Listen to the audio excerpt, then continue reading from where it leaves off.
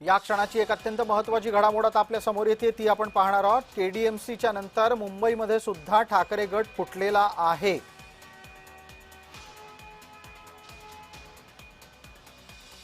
Doctor Sarita Mhaske या एकनाथ शिंदे यांच्या गटाच्या गळ्याला लागल्याची सूचना आहे।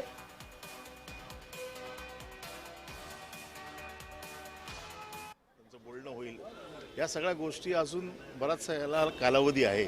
महापौर पदाची निवडणुकीला अजून बराच वेळ आहे, त्यामुळे ह्या दरम्यानच्या मधल्या गडबडी गोंधळ हा सगळा जो काही चाललेला आहे याच्यामध्ये अजूनही बराच वेळ आहे शेवटी फायनल कन्क्लुजनला यायला।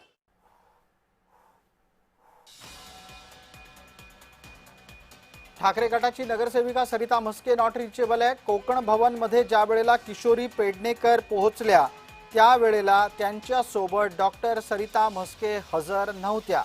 कोकण भवनामध्ये जाऊन आपण कोणत्या पक्षाच्या प्रतिनिधी आहोत हे नोंदवावं लागतं।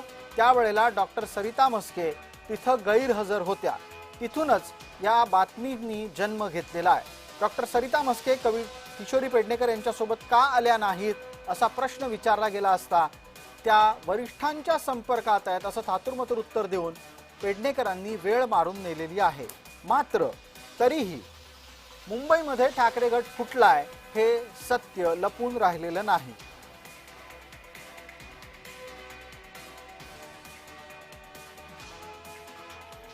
पुढची बातमी आता आपल्या समोर येते, ती केडीएमसी नंतर मुंबईतल्या घडामोडीच्या संदर्भातली आहे। सरिता म्हस्के नॉट रिचेबल असल्याची बातमी आपण पाहतो आहोत।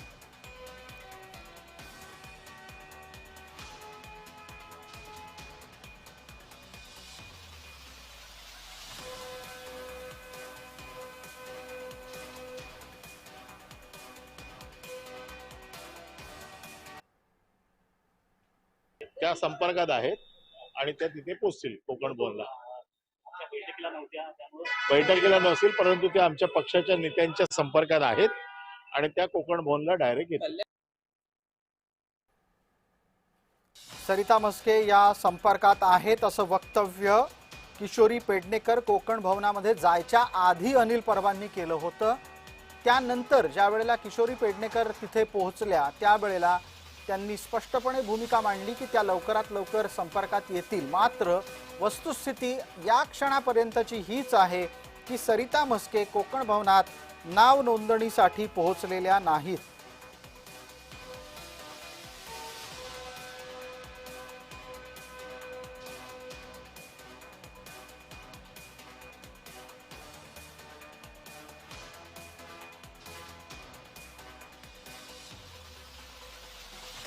आपल्या सोबत आमच्या सहकारी आणि प्रतिनिधी कविता लोखंडे जोडले गेलेले आहेत। कविता लोखंडे, खूप खूप अभिनंदन तुमचं, कारण ही अत्यंत वेगवान रीतीने सर्वप्रथम बातमी आपण जय महाराष्ट्रवर लोकांच्या पर्यंत पोहोचवली। अत्यंत थेट आपण हा प्रश्न किशोरी पेडणेकर यांना विचारला की आपण किती जण घेऊन आला आहात, तेव्हा त्यांनी दावा केला होता की त्या सगळ्या जणांना घेऊन आल्यात। मात्र प्रत्यक्षात एक नगरसेविका नसल्याची बातमी तुम्ही शोधून काढलीत। त्यांना प्रश्न विचारला त्यावेळेला किशोरी पेडणेकरांकडे उत्तर नव्हतं। ताजी माहिती काय आहे कविता लोखंडे? प्रसाद सर, आज मुंबईतले उबाटाचे सर्वच नगरसेवक घेऊन किशोरी पेडणेकर ज्या आहेत त्या कोकण भवन येथे आलेल्या असल्याचं वक्तव्य जे आहे ते किशोरी पेडणेकर यांनी केलंय। परंतु त्यामधल्या डॉक्टर सरिता म्हस्के या प्रभाग क्रमांक 157च्या नगरसेविका आहेत, या नॉट रिचेबल आहेत आणि या कालपासून ज्या आहे ते उबाटाच्या एकाही पदाधिकारी असतील, नेते असतील, आमदार असतील यांच्या कोणाच्याही संपर्कात नसल्याची माहिती समोर आलेली आहे। एकूणच या नगरसेविका नॉट रिचेबल आहेत तर त्या शिंदेंच्या गळ्याला लागण्याची शक्यता देखील वर्तवण्यात येते। या संदर्भात आपण किशोरी पेडणेकर यांना देखील प्रश्न विचारला, परंतु त्यांनी थेट विभाग प्रमुखांच्या संपर्कात असल्याची माहिती जी आहे ती समोर दिलेली आहे। एकूणच किशोरी पेडणेकर या डॉक्टर सरिता म्हस्के यांना पाठीशी घालत आहेत का हे पाहणं आता महत्त्वाचं ठरणार आहे। प्रसाद सर, धन्यवाद कविता, तुम्ही दिलेल्या सगळ्या सविस्तर माहितीबद्दल। तर मुंबई महानगरपालिकेच्या निवडणुकीमध्ये ठाकरेंचे जे नगरसेवक निवडून आलेले आहेत त्या नगरसेवकांची नोंदणी होताना मोठा ट्विस्ट पाहायला मिळते, कारण या नगरसेवकांची सगळ्यांची एकत्रित नोंदणी होणं अपेक्षित होतं। मात्र ठाकरेंचा एक नगरसेवक सध्या नॉट रिचेबल आहे। डॉक्टर सरिता म्हस्के या कुठे आहेत या संदर्भात आत्ताही काही माहिती नाही। त्या आमच्या संपर्कात असल्याचं शिवसेना उद्धव बाळासाहेब ठाकरे पक्षाच्या वरिष्ठ नेत्यांकडनं सांगितलं तर जाते, मात्र ही बाब खरी आहे की कोकण भवनमध्ये जेव्हा ठाकरेंचे 64 नगरसेवक हे नोंदणीसाठी पोहोचले, त्यांचे गटप्रमुख म्हणून नियुक्ती झालेल्या किशोरी पेडणेकर पोहोचल्या, मात्र 65वा नगरसेवक म्हणजे डॉक्टर सरिता म्हस्के या पोहोचलेल्या नाहीये। त्यामुळे सरिता म्हस्के नेमक्या आहेत कुठं, त्या पोहोचलेल्या का नाहीये आणि जर त्या पोहोचल्या नसतील तर यामागचं कारण काय, या संदर्भातले अनेक प्रश्न सध्या उपस्थित केले जात आहेत। मात्र ठाकरे गटाकडून या प्रश्नांची कोणतीही समाधानकारक उत्तरं अद्यापही मिळू शकलेली नाही। मुंबई महानगरपालिकेचा निकाल लागल्यानंतर उद्धव बाळासाहेब ठाकरे यांच्या पक्षाला 65 जागा मिळाल्या होत्या, भाजपला 89 तर शिवसेनेला 29 जागा मिळाल्या होत्या। सत्ता स्थापनेसाठी महायुतीकडे बहुमत आहे, मात्र तरीही या बातम्या सुद्धा येत होत्या की शिवसेना उद्धव बाळासाहेब ठाकरे पक्ष आणि भाजपमध्ये चर्चा सुरू आहेत। याशिवाय एकनाथ शिंदे यांच्याकडनं महापौर पदाची अपेक्षा सुद्धा व्यक्त केली जाते, स्थायी समिती अध्यक्ष पदाची अपेक्षा व्यक्त केली जाते। या सगळ्या चर्चा एकीकडे सुरू असताना ठाकरेंचा एक नगरसेवक गायब असणं यामुळे अनेक चर्चा सुरू होतात।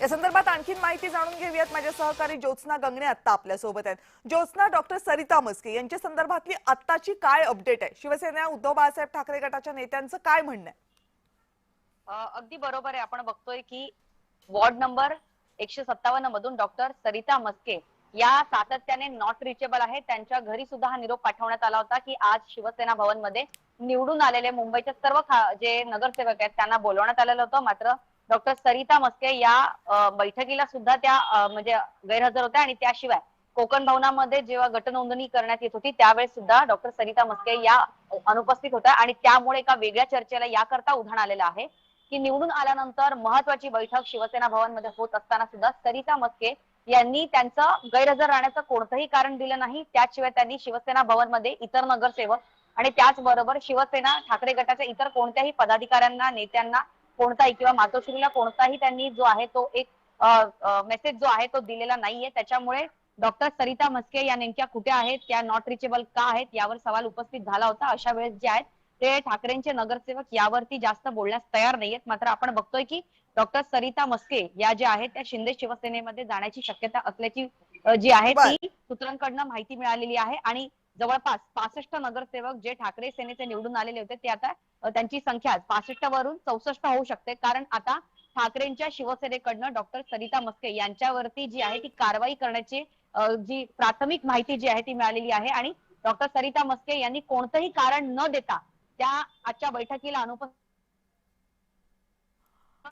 आपण पुन्हा एकदा ज्योत्स्नाशी संपर्क साधण्याचा प्रयत्न करूया, काहीतरी तांत्रिक कारण दिसतंय। सरिता म्हस्के, आपण जे आता फोटोमध्ये स्क्रीनवर ज्या व्यक्ती पाहताय त्याच डॉक्टर सरिता म्हस्के आहेत। चांदिवली 157 क्रमांकाच्या प्रभागामधून त्या सध्या मुंबई महानगरपालिकेमध्ये शिवसेना उद्धव बाळासाहेब ठाकरे गटाच्या चिन्हावर निवडून गेलेल्या आहेत, मात्र त्या नॉट रिचेबल आहेत, नोंदणीसाठी पोहोचलेल्या नाहीयेत। जोपर्यंत नोंदणी होत नाही तोपर्यंत त्या नगरसेवकांना कायद्याच्या कक्षेत आणता येत नाही, त्यामुळेच हे नगरसेवक नेमकं कुणाच्या गळाला लागलेत याचीही चर्चा सुरू झाली आहे। ठाकरे गटासाठी हा मोठा झटका मानला जातोय, कारण डॉक्टर सरिता म्हस्के या शिंदे गटाच्या गळाला लागल्याची माहिती सूत्रांकडून समोर येते। ठाकरे गटाच्या सरिता म्हस्के या प्रभाग क्रमांक 157च्या नगरसेवक आहेत। प्रभाग क्रमांक 157 हा चांदिवलीमध्ये येतो। सेना भवनात जी बैठक झाली होती त्या बैठकीला सुद्धा सरिता म्हस्के या हजर नव्हत्या, तिथूनच चर्चा सुरू झाल्या होत्या आणि आता जेव्हा गटाची नोंदणी होते कोकण भवनमध्ये तेव्हा सुद्धा सरिता म्हस्के या गैरहजर आहेत। त्यामुळे सरिता म्हस्के यांच्या गैरहजेरीवर सवाल उपस्थित केले जाऊ लागले आणि आता त्यांना अपात्र करण्याची ठाकरे गटाकडून कार्यवाही सुरू करण्यात आलेली आहे। त्यामुळे जर हे झालं तर ठाकरे गटाच्या एकूण नगरसेवकांची संख्या ही 65 वरून 64 वर येईल। पुन्हा एकदा जाऊयात आपल्या प्रतिनिधी ज्योत्स्ना गंगणे यांच्याकडे। ज्योत्स्ना, मात्र यामागचं कारण काय आहे? म्हणजे अधिकाधिक नगरसेवक गळाला लावण्याचे प्रयत्न होते ते खरे झाले नाहीत म्हणून सरिता म्हस्के या एकट्याच गळाला लागल्या, की सरिता म्हस्के यांना गळाला लावण्याचं काही खास कारण होतं? जी प्राथमिक माहिती मिळते त्या अनुसार डॉक्टर सरिता म्हस्के यांनी त्यांच्या आजच्या शिवसेना भवन मध्ये बैठकीसाठी त्या का अनुपस्थित राहिल्या, का येऊ शकल्या नाही याचं कोणतंही कारण सरिता म्हस्के यांनी दिलेलं नसल्यामुळे जी आहे ती आता ठाकरेंच्या शिवसेनेकडनं ही कारवाई करण्यात येण्याचं सांगितलं जात आहे। कारण जर एखादं घरगुती कारण किंवा कोणतंही त्यांचं कौटुंबिक कारण, त्यांचं काही आजारपणाचं कारण असतं तर त्यांनी निरोप पाठवायला हवा होता, मात्र सरिता म्हस्के या सातत्याने नॉट रिचेबल येत आहेत। त्यांना ज्यावेळेस आज बैठक असल्याची माहिती म्हणजे जेव्हा सांगण्यात आली सगळ्या नगरसेवकांना त्यावर सुद्धा सरिता म्हस्के यांनी कोणताही रिप्लाय दिलेला नव्हता। त्यांनी इतर त्यांचे सहकारी नगरसेवक असो किंवा जे पक्षाचे प्रमुख असो, पक्षाचे जे मोठे पदाधिकारी असो त्यांनी कोणालाही कसलाही निरोप दिलेला नसल्यामुळे डॉक्टर सरिता मस्के आता नेमक्या कुठे आहेत यावर सवाल उपस्थित झालेला आहे आणि त्याचमुळे डॉक्टर सरिता मस्के जे आहेत ते आता नेमका कोणत्या गटात जाणार आहेत हे याच्यावरती प्रश्नचिन्ह उपस्थित असतानाच शिंदे शिवसेनेकडनं ही जी माहिती मिळते सूत्रांकडनं की 157 चांदिवली या भागातून डॉक्टर सरिता मस्के या ठाकरेंच्या शिवसेनेच्या चिन्हावरती निवडून आलेल्या होतात आणि त्यांनी 157 वॉर्ड क्रमांकामधून भाजपच्या आशा तायडे यांना हरवलं होतं आणि त्यानंतर आता जी एकूणच शिवसेना ठाकरे गटाची संख्या जी 65 झाली होती ती आता 64 होण्याची शक्यता आहे कारण कोणताही निरोप न पाठवता पक्षाच्या इतक्या महत्वपूर्ण बैठकीला जर एखादा नगरसेवक किंवा एखादा म्हणजे एक पद असलेला जर नगरसेवक जर गैरहजर राहत असेल तर त्यांनी काहीतरी कारण द्यावी लागतात मात्र तशी कोणतीही कारण न दिल्यामुळे आता ठाकरे शिवसेनेकडनं सरिता मस्के यांना कारणे दाखवा ही नोटीस सुद्धा पाठवण्यात येणार आहे आणि त्यांच्यावरती कारवाई सुद्धा करण्यात येणार आहे मात्र या सरिता मस्के ज्या आहेत ते शिंदेच्या शिवसेनेच्या गाळ्याला लागल्याची माहिती मिळते त्यामुळे शिंदेच्या शिवसेनेची संख्या 29 वरून 30 होऊ 30 वर शकते जाईल. मात्र उद्धव ठाकरे यांच्या गटाची संख्या 65 पासून ते 64 होऊ शकते मात्र सरिता मस्के यांनी जर एक व्हॅलिड कारण नाही दिलं तर मात्र त्यांच्यावरती तत्काळ कारवाई करण्यात येईल आणि मुंबईमधून ठाकरे गटासाठी हा पहिला धक्का असेल. बरोबर आहे, मुंबईमधनं ठाकरे गटासाठी हा पहिला धक्का असेल कारण कल्याण डोंबिवलीमध्ये उद्धव ठाकरे यांच्या पक्षाला मोठा धक्का बसला. आधी 4 नगरसेवक तिथले नॉट रिचेबल आहेत आणि ते जवळपास शिंदेच्या पक्षाला पाठिंबा देतील अशी शक्यता असताना आता मुंबईमधले सगळे नगरसेवक एकत्र ठेवणं ही ठाकरेंसाठी कसरत असणार याच्या चर्चा आधीपासूनच सुरू होत्या आणि 65 नगरसेवक असलेल्या एक उद्धव ठाकरे यांच्या पक्षाला कदाचित हा पहिला झटका बसला असं मानलं जाऊ शकतं कारण सरिता मस्के या नोंदणीसाठीच उपस्थित झालेल्या नाहीत. प्रवीण दरेकर यांची प्रतिक्रिया येते बघूया. जसा राजा कशी प्रजा उद्धवजी जशी वाटायची असतात लोकांसाठी आपल्या कार्यकर्त्या नेत्यांसाठी आता नगरसेवकांची पाळी आली आणि एक लक्षात ठेवा की आता लोकांचा उभाटावर त्या ठिकाणी भरोसा राहिला नाही. विकासाच्या संदर्भात त्यांच्याकडे काय होईल असे दिसत नाही. तर ठाकरे गटाची नगरसेविका सरिता मस्के या नॉट रिचेबल आहेत त्यामुळे ठाकरे गटाकडे सध्या 64 नगरसेवक आहेत असं म्हणावं लागेल कारण नगरसेवकांची जी नोंदणी होते गटप्रमुखाची जी नोंदणी होते त्या नोंदणीच्या वेळी जेव्हा सगळे नगरसेवक एकत्रितरित्या कोकण भवनला पोहोचले त्यावेळेस एक नगरसेवक ठाकरेंचा पोहोचलेला नाही. नगरसेवकाचं नाव आहे डॉक्टर सरिता मस्के. प्रभाग क्रमांक 157 मधून निवडून आलेले आहेत. भाजपच्या आशा तायडे यांना त्यांनी पराभूत केलेला आहे. चांदिवली मधला हा प्रभाग आहे. निवडून आलेल्या या नगरसेविका व्यवसायानं डॉक्टर आहेत. कोविडच्या काळामध्ये त्यांनी केलेलं काम हे त्यांना या निवडणुकीमध्ये बरंच फायदेशीर ठरलं अशी ही चर्चा आहे. मात्र अचानकपणे सरिता मस्के या गैरहजर राहिल्यामुळे अनेक चर्चा सुरू झाल्यात. जर सरिता मस्के योग्य ते आपल्या अनुपस्थितीचं कारण देऊ शकल्या नाहीत तर त्यांच्यावर अपात्रतेची कारवाई होईल किंवा सरिता मस्के या जर पक्षाला पाठिंबा देण्यासाठी उभ्या राहिल्या नाहीत तरीही त्या पक्षामध्ये नसतील. त्यामुळे एकूणच ठाकरे गटाची संख्या नगरसेवकांची संख्या ही आता 64 वर आलेली आहे. पुन्हा एकदा जाऊयात आपल्या प्रतिनिधी ज्योत्स्ना गंगणे यांच्याकडे. ज्योत्स्ना, पण प्रश्न असा आहे की जर एकच नगरसेवक फुटणार असेल आणि जर तो शिवसेनेला पाठिंबा देणार असेल असं गृहीत जरी धरलं तरी यातनं काय मोठा फायदा शिवसेनेला होऊ शकणार आहे? जर दोन्ही शिवसेनेचं पाहायला गेलं तर आपण गेल्या काही दिवसांपासून ही जी चर्चा ऐकतो खास करून भाजपकडनं जे आरोप लावण्यात येत आहेत की जर आम्हाला संख्याबळ म्हणजे जागा वाटपामध्ये जर भाजपला जास्त जागा दिल्या तर आम्ही आणखी नगरसेवक निवडून आणू शकलो असं भाजपचे नेते जे आहेत ते सातत्याने बोलून दाखवत. अशातच जर शिंदे जे आहेत शिंदेची शिवसेना जी आहे ते निवडून आलेल्या खास करून शिवसेनेच्या ठाकरे गटाचे नगरसेवक जर फोडण्यामध्ये यशस्वी ठरली तर शिंदे जे आहेत ते पुन्हा एकदा त्यांची ताकद दाखवू शकतात की जे निवडून आलेले ठाकरे गटाचे शिवसेनेचे नगरसेवक आहेत ते सुद्धा आम्ही निवडणुकीनंतर आमच्या गटाकडे आमच्याकडे वळून येऊ शकतो आणि त्याचमुळे पुन्हा एकदा जो आपण विधानसभेला ट्रेंड पाहिला किंवा लोकसभेला ट्रेंड पाहिला किंवा जे काही महाविकास आघाडी सरकार फुटलं त्याच्यानंतर जो एक महाराष्ट्रामध्ये ट्रेंड सुरू झाला की निवडून यायचं एका वेगळ्या चिन्हावरती आणि परत गट स्थापन करायचं आणि परत एकदा जे आहे ते सत्ता सरकारांच्या गाळ्याला लागायचं अशा प्रकारचा ट्रेंड आता खूप कॉमन महाराष्ट्रात होत चाललाय आणि हा ट्रेंड सगळ्यात पहिल्यांदा आपण बघितला अंबरनाथ मध्ये आणि त्यानंतर आता जर असाच फायदा पडत असेल तर महाराष्ट्राच्या जनतेला निवडून दिलेल्या ज्या आहेत तिथे कुठेतरी गृहीत धरलंय की काय असं होतंय. मात्र दुसरीकडे शिंदेच्या शिवसेनेकडे जास्त नगरसेवक म्हणजे 2930 निवडणुकीच्या निकालानंतर जर येत असतील तर नक्कीच याचा फायदा जो आहे थेट शिंदेच्या शिवसेनेला नक्कीच होणार आहे कारण महापौर पदासाठी शिंदेचा दावा जे आहे